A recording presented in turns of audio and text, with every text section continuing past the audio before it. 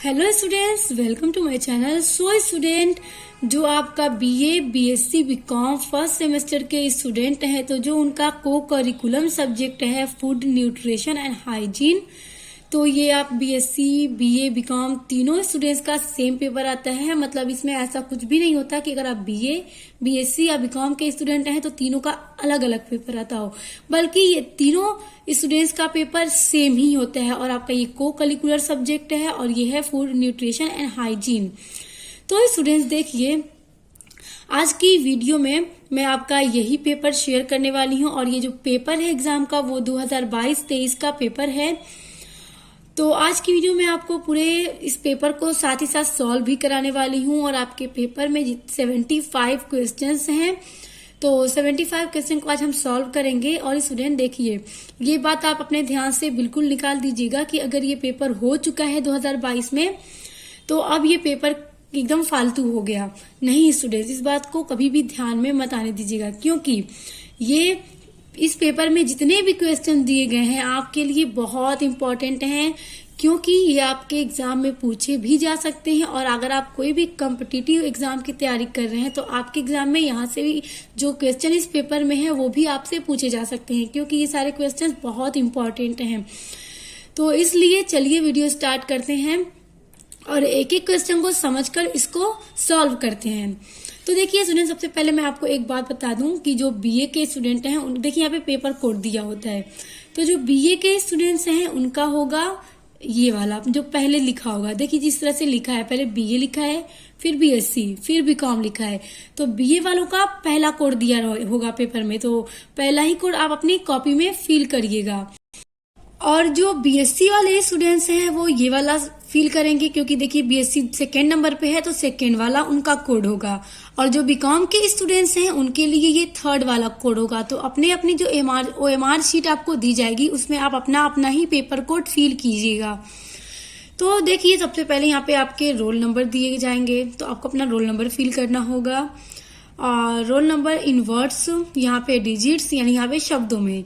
उसके बाद जो आपके पेपर का टाइम होता है वो देखिए 1/2 आवर्स होता है। और जो आपका मैक्सिमम मार्क्स है पेपर का वो 75 होगा, क्योंकि आपका जो पेपर है उसमें 75 क्वेश्चंस हैं और हर एक क्वेश्चन के लिए 1 नंबर दिया जाएगा। तो देखिए स्टूडेंट, यहाँ पे निर्देश भी दिए गए हैं, इंस्ट्रक्शन दिए गए हैं और इंग्लिश और हिंदी दोनों में दिए गए हैं, क्योंकि ये पेपर आपका भी इंग्लिश और हिंदी दोनों वर्जन में होगा। जो स्टूडेंट हिंदी में चाहे करें, जो चाहे इंग्लिश में करें। तो स्टूडेंट आप निर्देश को वीडियो पॉज करके अच्छी तरह से पढ़ लीजिएगा, तो आपको पता चल जाएगा कि आपके लिए क्या क्या निर्देश दिए गए हैं जो आपको फॉलो करना है।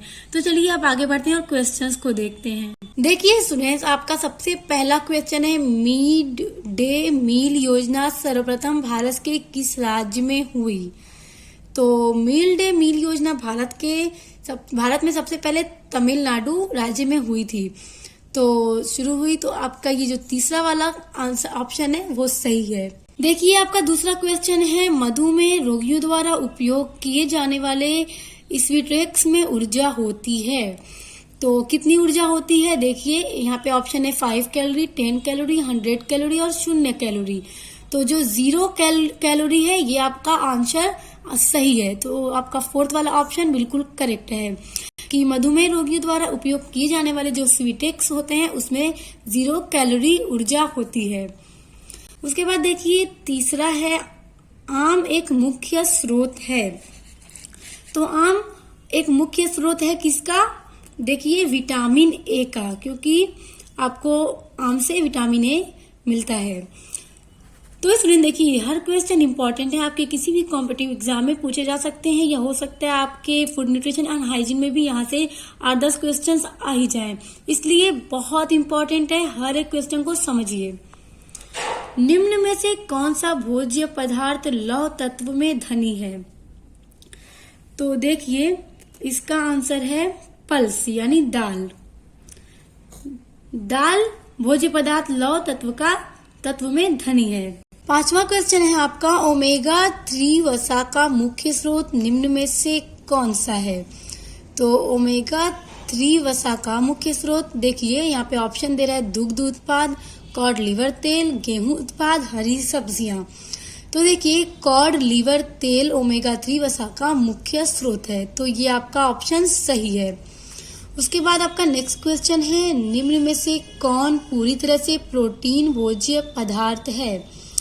तो ऑप्शन है आपका बादाम, काजू, सोयाबीन, कुल्थी दाल। तो इसका आंसर है आपका थर्ड वाला यानी सोयाबीन, क्योंकि सोयाबीन पूरी तरह से प्रोटीन भोज्य पदार्थ है। सोयाबीन से हमें बहुत ज्यादा प्रोटीन मिलती है। देखिए आपका नेक्स्ट क्वेश्चन है, दूध किसका खराब स्रोत है? तो ऑप्शन पे ध्यान दीजिए students, calcium, protein, vitamin C and fibre. तो देखिए दूध से हमें कैल्शियम भी मिलता है, प्रोटीन भी मिलता है, विटामिन सी भी मिलता है। तो आपका क्वेश्चन देखिए क्या पूछ रहा है कि दूध किसका खराब स्रोत है? तो ये तीनों तो हमें दूध से मिलता है, तो आपका आंसर होगा फाइबर, कि दूध का सबसे खराब स्रोत फाइबर है। उसके बाद देखिए रुधिर का थक्का बनने के लिए आवश्यक विटामिन है। तो रुधिर का थक्का बनने के लिए यानी ब्लड का थक्का जमाने के लिए सबसे ज्यादा आवश्यक विटामिन कौन सा है? तो देखिए विटामिन के आपका ऑप्शन सही है। आपका नेक्स्ट क्वेश्चन है, अंडा एक मुख्य स्रोत है। तो प्रोटीन का, विटामिन का, खनिज पदार्थ का, फिर आपका चौथा ऑप्शन है उपयुक्त सभी। तो देखिए अंडा में हमें प्रोटीन, विटामिन, खनिज पदार्थ सभी मिलते हैं, तो इसलिए आपका जो चौथा आंसर है वो सही होगा। उसके बाद आपका नेक्स्ट क्वेश्चन है, जल का तापमान 100 डिग्री सेल्सियस पार करने पर होगा। तो देखिए तरल अवस्था, वाष्प अवस्था, अर्धठोस अवस्था और ठोस अवस्था। तो जब आप जल का तापमान 100 डिग्री सेल्सियस पार हो जाएगा तो वो वाष्प अवस्था में बदल जाता है। तो आपका जो सेकेंड ऑप्शन है वो सही है। देखिए स्टूडेंट आपका नेक्स्ट क्वेश्चन है, हमारे शरीर का 70% भाग बना होता है। तो खनिज पदार्थ से, मांसपेशियों से, अस्थियों से या जल से? तो देखिए चौथा जो ऑप्शन है वो करेक्ट है, क्योंकि जो हमारा शरीर है वो जल से यानी हमारे शरीर का 70% भाग जल से यानी वाटर से बना होता है। उसके बाद देखिए आपका नेक्स्ट क्वेश्चन है, तमिलनाडु में राष्ट्रीय खाद्य सुरक्षा अधिनियम कब लागू हुआ था? तो देखिए स्टूडेंट्स पहला है 2 नवंबर 2016, दूसरा है आपका ऑप्शन 1 नवंबर 2016, फिर तीसरा ऑप्शन है 3 नवंबर 2016, फिर चौथा ऑप्शन है 4 नवंबर 2016।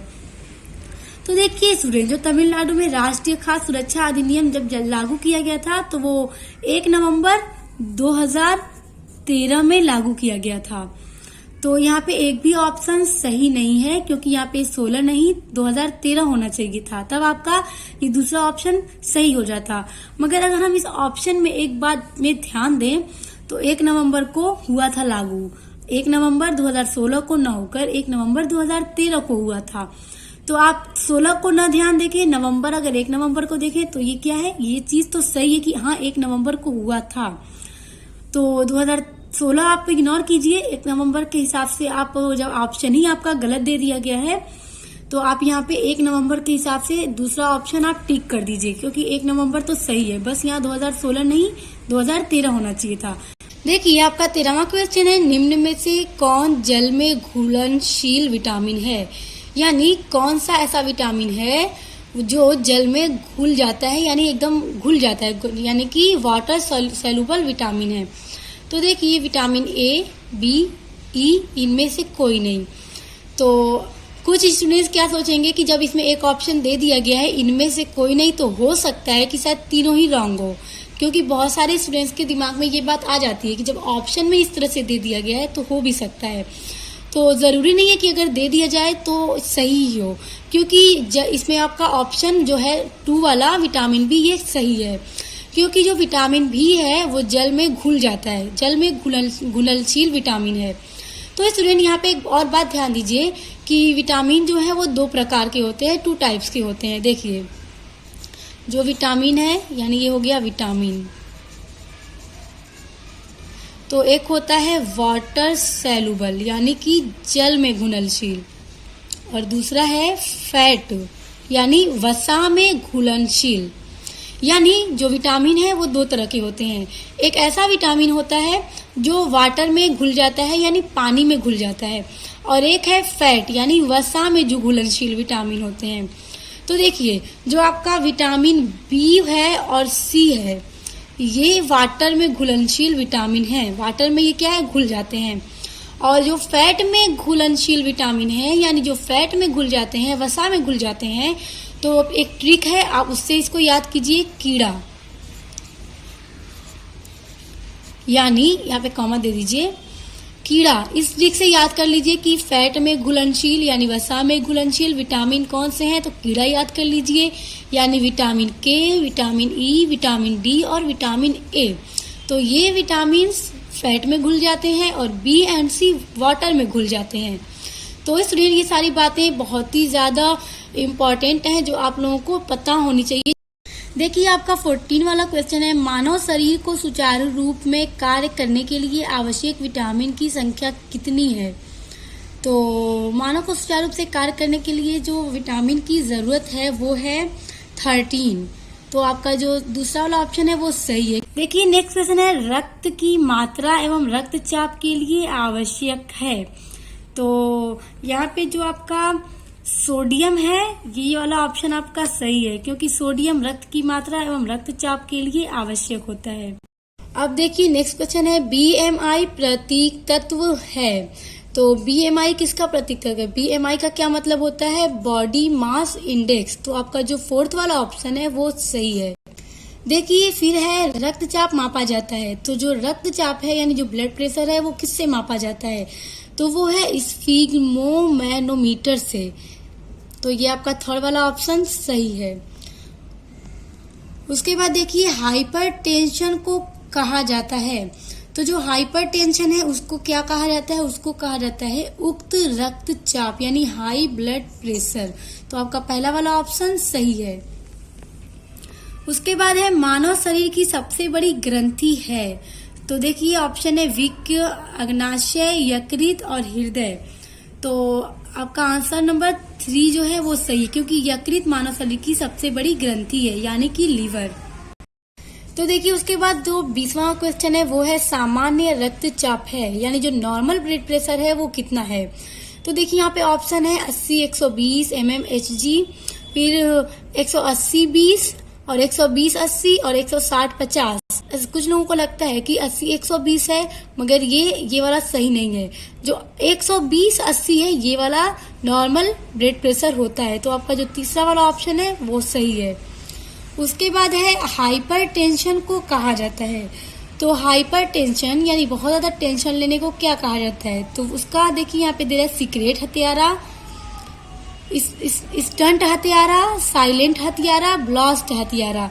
तो जो साइलेंट हत्यारा है यानी साइलेंट किलर, ये वाला ऑप्शन सही है, क्योंकि बहुत ज्यादा टेंशन इंसान को धीरे धीरे मारता है, एक बार में नहीं मारता है, इसलिए तीसरा वाला ऑप्शन सही है। उसके बाद देखिए दस्त का सामान्य कारण है।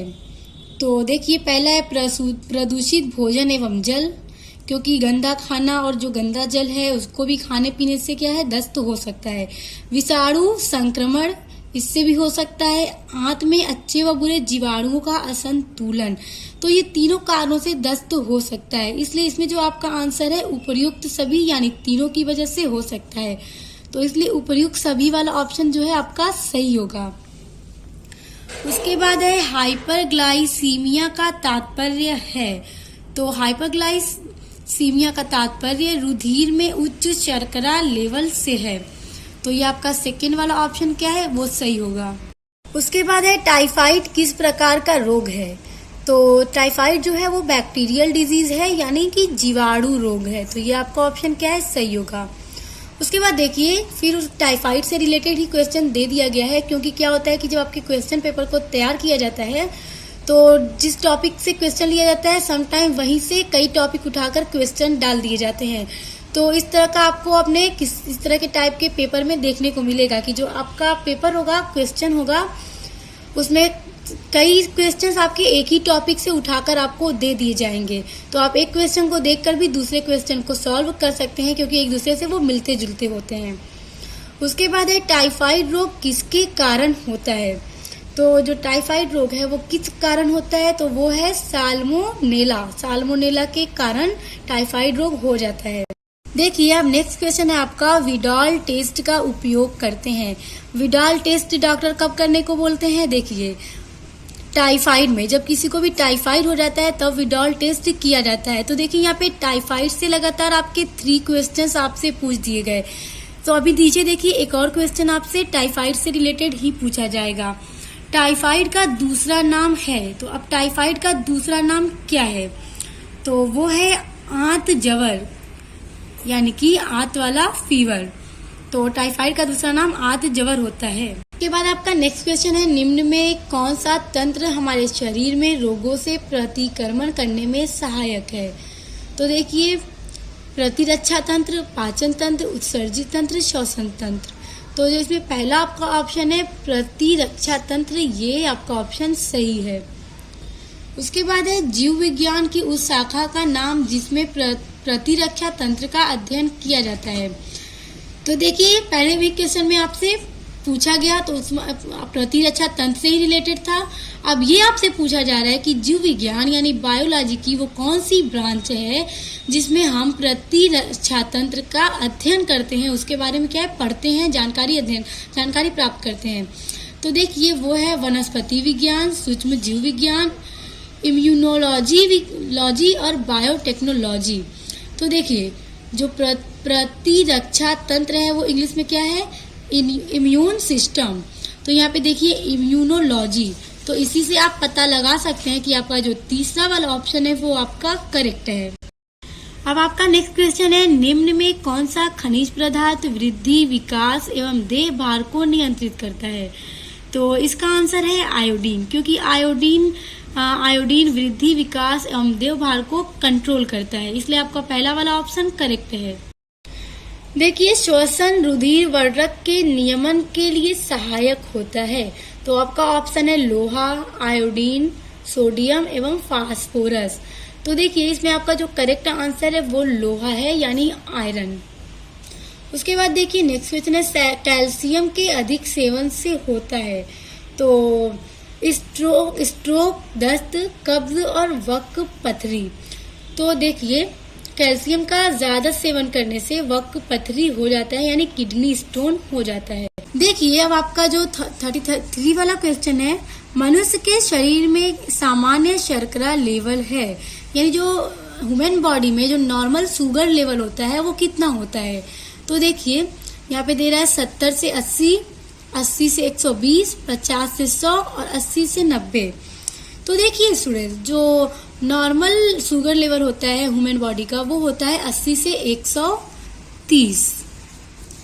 तो यहाँ पे 130 वाला ऑप्शन नहीं दिया गया है, तो इसलिए आप मान लीजिए 80 से 120। तो आपका सेकंड वाला ऑप्शन क्या है? वो सही है। फिर देखिए बेरी रोग किस विटामिन की कमी से होता है? तो देखिए बेरी रोग तो विटामिन बी की कमी से होता है। तो अब विटामिन बी में भी वो कौन सा विटामिन है? यानी विटामिन B12 है, विटामिन B6 है, विटामिन B1 है, विटामिन B2 है। तो बेरी रोग विटामिन B1 के कारण हो जाता है। विटामिन डी का मुख्य स्रोत है। तो ये बात तो आप सभी को पता है कि विटामिन डी का मुख्य स्रोत क्या है? सनलाइट, यानी सूर्य की किरणें। उसके बाद नेक्स्ट क्वेश्चन है, निम्नलिखित का मिलान कीजिए। तो देखिए विटामिन ए, तो विटामिन ए की कमी से क्या होता है? देखिए रतौंधी। तो देखिए विटामिन ई से हो गया रतौंधी, और आप विटामिन बी से तो आप विटामिन B1 से आप ये पता लगा सकते हैं, क्योंकि जो पिछला अभी क्वेश्चन हमने देखा उसमें बेरी रोग किस विटामिन की कमी से हो जाता है? तो विटामिन विटामिन B1 की कमी से। तो ये भी देखिए सेम क्वेश्चन है।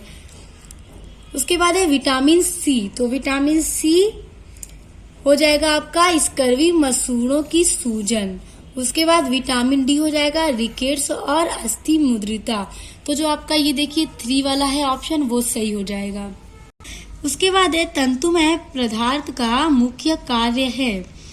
तो यकृत का सही कार्यकृत प्रणाली जांचना, हार्मोन्स का स्त्राव, पीएच संतुलन बनाना, पोषक तत्व एवं रासायनिक तत्वों को अवशोषित करने के लिए परिवर्तन। तो इसमें जो आपका ऑप्शन नंबर 4 है, यानी पोषक तत्व एवं रासायनिक तत्वों को अवशोषित करने के लिए परिवर्तन, क्या आपका ऑप्शन क्या है? करेक्ट है। नेक्स्ट क्वेश्चन है, तंतुमय पदार्थ घनी होते हैं। तो इसका आंसर देखिए, इसका आंसर है सेलुलोज में। तो देखिए नेक्स्ट क्वेश्चन है, इंसुलिन निम्न में किसके अलावा यकृत में मार्ग दर बढ़ा देता है? तो वो है आपका आंसर प्रोटीन संश्लेषण में। तो ये आपका ऑप्शन नंबर 3 सही है। उसके बाद देखिए ग्लूकोज 6 फॉस्फेट की कमी दिखाई देती है। तो यहाँ पे देखिए स्टूडेंट्स, सबसे पहले ये देखिए ग्लूकोज 6 क्या है, ये जो मलेरिया वाले मतलब क्षेत्र होते हैं वहां पे ये ज्यादा होता है। तो ये जो बीमारी है वो जेनेटिक बीमारी होती है। कैसी बीमारी होती है? जेनेटिक, यानी और ये ब्लड से रिलेटेड होती है, यानी आरबीसी से रिलेटेड बीमारी ये होती है। और यहाँ पे जो आपके ऑप्शंस दिए गए हैं वो है पोम्परस रोग में, वोन विगेर रोग में, यानी यहाँ पे जो भी ऑप्शंस दिए गए हैं इसमें थोड़ा सा डाउट है, इसलिए इस वाले क्वेश्चन को हम छोड़ देते हैं, इसको हम सर्कल कर लेते हैं। उसके बाद देखिए ऑक्सीजन O2 द्वारा निषेध ग्लाइकोलाइसिस कहलाती है। तो इसमें जो आपका है पास्चर इफेक्ट, ये आपका आंसर सही है। देखिए फिर नेक्स्ट क्वेश्चन है, क्रेब्स चक्र नहीं होता है। तो क्रेब्स चक्र किसमें नहीं होता है? आरबीसी में, यानी रेड ब्लड सेल में, यानी लाल रुधिर कणिकाओं में नहीं होता है। उसके बाद नेक्स्ट है गन्ने की शर्करा है। तो गन्ने की शर्करा क्या है? सुक्रोज है। तो आपका सेकंड वाला ऑप्शन सही है। उसके बाद है कौन सी ओलिगैसकेराइड शर्करा नहीं है? तो इसमें आपका जो है गैलेक्टोज, ये वाला ऑप्शन आपका सही है। उसके बाद है किस अवस्था में क्रेब्स चक्र होता है? तो जो ये है एरोबिक, तो ये वाला आपका आंसर सही है। उसके बाद है ग्लूकोनियोजिनेसिस होता है यकृत एवं डैश में। तो ये किस में होता है? यकृत में और विक में, यानी किडनी में होता है। तो ये वाला आपका ऑप्शन क्या है? सही है। उसके बाद देखिए यकृत के आकार का बढ़ना कहलाता है। तो देखिए पहले भी आपके क्वेश्चन में यकृत आया और आपका जो दूसरा क्वेश्चन है वो उसमें भी यकृत आ रहा है। तो स्टूडेंट जो आपका पेपर आता है उसमें एक ही जगह से आपके कई क्वेश्चन उछाल दिए जाते हैं, तो आपके कई क्वेश्चन सेम बन जाते हैं। और आप ये मत सोचिएगा कि एक बार ये पेपर हो गया तो अभी इसमें जो क्वेश्चन आए अब वो हमें दोबारा कहीं पर भी नहीं दिए जाएंगे। हर कॉम्पिटिटिव एग्जाम में इसी टाइप के क्वेश्चंस आते हैं, इसलिए हर एक क्वेश्चन आपके लिए बहुत इंपॉर्टेंट है। तो देखिए यकृत का आकार बढ़ना कहलाता है, तो क्या है? फैटी लीवर, ये आपका आंसर सही है। यानी लीवर तो यकृत ही होता है, तो फैटी लीवर, तो ये आपका आंसर क्या सही है।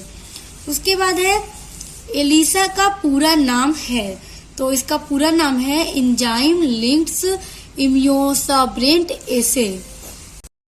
देखिए फिर नेक्स्ट में कौन सा भोज्य पदार्थ सबसे अधिक वसा वाला होता है?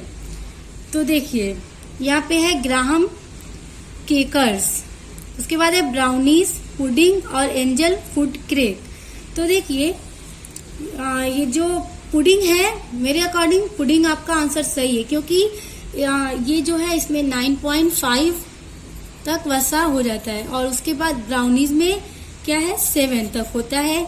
और एंजल फूड केक में सिर्फ 2.3 तक ही होता है। और जो ग्राहम केकर्स है ये है जो डायबिटीज वाले पेशेंट होते हैं, ये उनके लिए होता है, एक तरह का बिस्किट होता है फाइबर वाली। तो इसमें तो वसा हो ही नहीं सकता, इसलिए पुडिंग आपका आंसर क्या है? सही है। उसके बाद नेक्स्ट है भोजन पेट से प्रत्यक्ष पहुंचता है। तो आपका जो छोटी आंत है ये वाला ऑप्शन सही है। उसके बाद है रुधिर में O2 की कमी कहलाती है, यानी रुधिर यानी ब्लड होता है, तो उसमें O2 की कमी कहलाती है।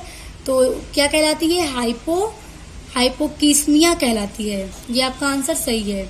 उसके बाद है डैश फलों की शर्करा है। तो फ्रक्टोज, ये आपका आंसर सही है। उसके बाद है शरीर की चर्बी मापी जाती है। तो जो शरीर की चर्बी है वो अनुपात में मापी जाती है। नेक्स्ट है विक संतुलित करने के लिए निम्न स्त्राव करता है।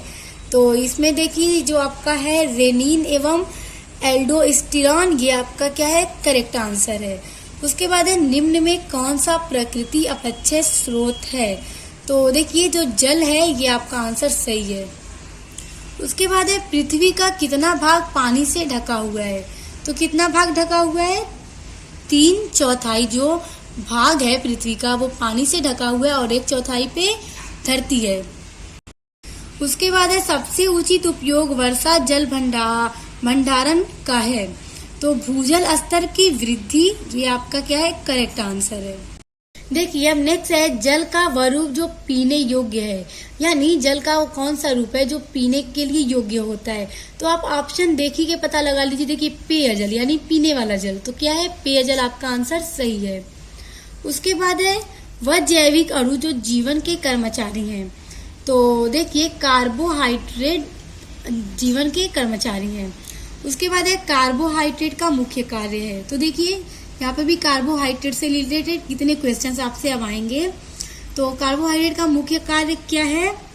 संग्रह, संरचनात्मक ढांचा, परिवहन, सामग्री दोनों 1 और 2। तो जो कार्बोहाइड्रेट का मुख्य कार्य है वो संग्रहण भी है और संरचनात्मक ढांचा भी है। तो जो आपका ऑप्शन नंबर 4 है यानी 1 और 2 दोनों सही है। देखिए फिर कार्बोहाइड्रेट से रिलेटेड ही क्वेश्चन है। कार्बोहाइड्रेट का सामान्य सूत्र है। तो जो आपका ऑप्शन नंबर 3 है CH2ON, ये आपका आंसर सही है। ये कार्बोहाइड्रेट का सूत्र है। उसके बाद है मोलिस्ट टेस्ट उपयोगी है। तो मोलिस्ट टेस्ट कब उपयोगी होता है? प्रोटीन के लिए। उसके बाद है विटामिन B3 का रासायनिक नाम है। तो विटामिन B3 का रासायनिक नाम नियासिन है। उसके बाद है कार्बोहाइड्रेट मुख्यतः कहलाता है। तो देखिए कार्बोहाइड्रेट मुख्यतः कहलाता है, आप अपना ऑप्शन देखिए। तो यहाँ पे देखिए है hydrates of carbon, carbonates, glycolipids और पॉलीसेकेराइड्स। तो यहाँ पे देखिए कार्बोहाइड्रेट्स, तो हाइड्रेट्स ऑफ कार्बन, तो क्या है? यही आपका आंसर सही है। उसके बाद है निम्न में कौन सौपोषी है। तो देखिए यहाँ पे जो शैवाल है ये सौपोषी है। उसके बाद है मिलान कीजिए। तो देखिए कार्बोहाइड्रेट है हमारा राइस यानी चावल और आलू, और प्रोटीन हमें मिल जाता है मांस और अंडा से, और वसा के लिए हमें ऑयल यानी तेल और मक्खन। उसके बाद खनिज पदार्थ के लिए फल और सब्जी। तो देखिए आपका जो इसमें है ऑप्शन नंबर 3 वो सही हो जाएगा। उसके बाद है रुधिर वर्धक की कमी से होने वाला रोग है। तो एनीमिया रुधिर वर्धक की कमी से हो जाता है। तो एनीमिया क्या है? सही आंसर है। उसके बाद है किस अंग से HCl अम्ल का स्त्राव होता है। तो पेट आपका आंसर सही है। उसके बाद है निम्न में कौन सा कार्य लोहा का नहीं है। तो जो इसमें जीन रेगुलेशन है ये कार्य लोहा का नहीं है, तो ये आपका आंसर सही होगा। उसके बाद है वसा तेल। तो कार्बोहाइड्रेट यानी वसा से तेल से हमें वसा मिल जाता है। तो हमें किससे कार्बोहाइड्रेट मिलता है? तो चावल से मिलता है। देखिए पीछे एक क्वेश्चन आया था उसमें आपने यही सही लगाया, तो इसलिए आप पता लगा सकते हैं। उसके बाद है कोलेजन एक प्रकार का है। तो एक कोलेजन एक प्रकार का प्रोटीन है। तो देखिए कोलेजन एक प्रकार का प्रोटीन है जो स्किन को ज्यादा टाइम के लिए यंग रखता है। उसके बाद है कोशिका जो प्रतिरक्षा के लिए उत्तरदायी है। तो कोशिका क्या है? लिम्फोसाइट्स, ये आपका आंसर सही हो जाएगा। उसके बाद है रुधिर प्लाज्मा का पीएच मान होता है। तो रुधिर प्लाज्मा का पीएच मान जो है वो 7.4 होता है। उसके बाद है इंटरफेरेंस है। तो इंटरफेरेंस क्या है?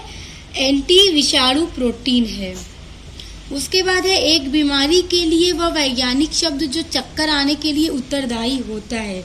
तो वो क्या है? वर्टिगो। तो आपका ये 3 वाला ऑप्शन सही है।